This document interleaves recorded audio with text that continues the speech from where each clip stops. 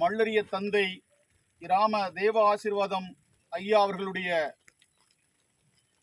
17ஆம் ஆண்டு நினைவுகளை சுமந்து மல்லர் மீட்புக்களம் தன்னுடைய புகழ் வணக்கத்தை செலுத்துகிற இந்த வேளையில் இந்த சமூகம் அறிவார்ந்த சமூகமாக வரலாறு என்கிற அறிவாயுதத்தை ஏந்தி அதிகாரத்தை கைப்பற்ற வேண்டும் என்கிற நோக்கில் மூவேந்தர் யார் என்கிற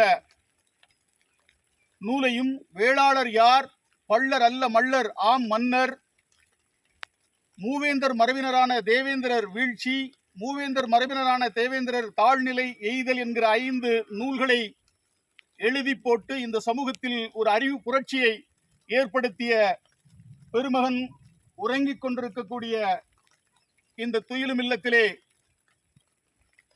நாங்களும் இந்த அரசியலை அடுத்த கட்டத்திற்கு எடுத்துச் செல்வதற்காக 17 ஆண்டுகளாக இந்த மண்ணிற்கு நாங்கள் வந்து கொண்டிருக்கிறோம். நான் இதற்கு முன்பாக இங்க வந்தபோது சொன்ன அதே செய்தியை தான் நான் மீண்டும் நினைவுபடுத்த விரும்புகிறேன்.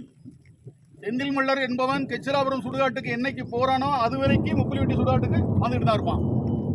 இந்த அரசியலை தேவ ஆசீர்வாதத்தினுடைய அந்த கனவுகளை நனவாக்குவதற்காக அவருடைய தாயக வேட்கையை அந்த வேட்கைக்கு அரசியல் வடிவம் கொடுப்பதற்காக நாங்கள் அர்ப்பணிப்போடும் ஈகத்தோடும் உண்மையோடும் உணர்வோடும் இந்த அரசியலை நாங்கள் ஐயாவினுடைய அந்த வரலாற்றை அரசியல்படுத்துகிற பணியை நாங்கள் செய்து கொண்டிருக்கிறோம்.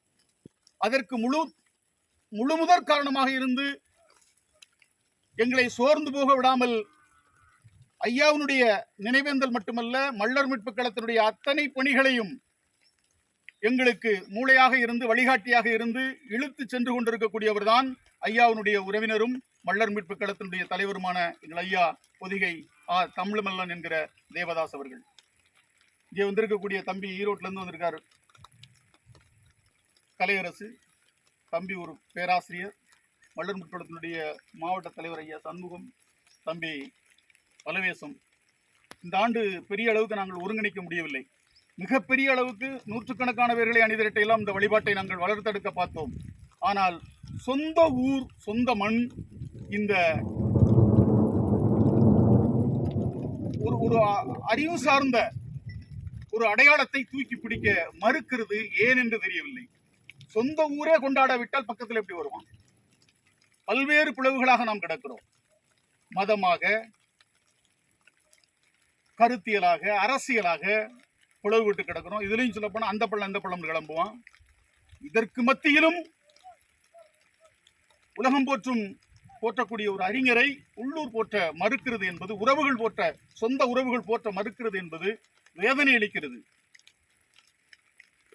இது நீங்க பெரியவங்க வந்து பேசணும், ஊர் ஊர் ஊர் ஊர் ஊர் கூட்டம் போட்டு பேசணும். இந்த விழாவை ஐயா மறைந்த அடுத்த ஆண்டே நாங்கள் வந்து மிகப்பெரிய விழாவை ஊருக்குள்ள எடுத்தோம். நினைவேந்தல் நாகர்கோயில்ல நான் சுவரட்டி விட்டேன். நாகர்கோயிலிருந்து சென்னை வரைக்கும் சுவரட்டி விட்டோம்.